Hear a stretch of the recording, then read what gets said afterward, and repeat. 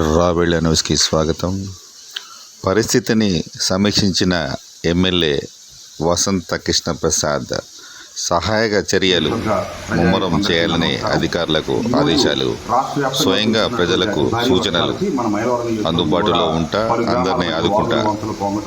అట్లాగే గ్రామాల్లో మరీ ముఖ్యంగా ఇబ్రహీంపట్నం, కొండపల్లిలో, అలాగే మైలవరంలో ఉధృతంగా ప్రవహిస్తూ ఉన్నాయి. నాలాలు కావచ్చు, వాగులు కావచ్చు, రోడ్ల మీద కూడా నీళ్లు ప్రవహిస్తూ ఉన్నాయి.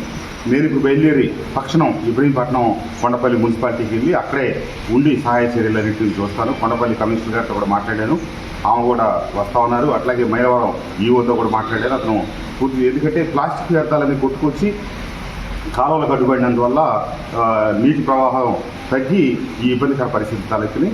తప్పకుండా నేను కోరేది ఏంటంటే ఇబ్రహీంపట్నం, కొండపల్లి కౌన్సిలర్లు, ప్రజాప్రతినిధులు, మన కూటమి ప్రజాప్రతినిధులు అందరూ కూడా వచ్చి చురుగ్గా సహాయ కార్యక్రమాల్లో వరద నీటిని తగ్గించే దాంట్లో అందరం భాగస్వాములు కావాలని కోరుతా ఉన్నాను. నేను కరెక్ట్గా 20 నిమిషాల్లో మున్సిపాలిటీలో ఉండబోతా ఉన్నాను. ఇప్పుడు బయలుదేరుతున్నాను.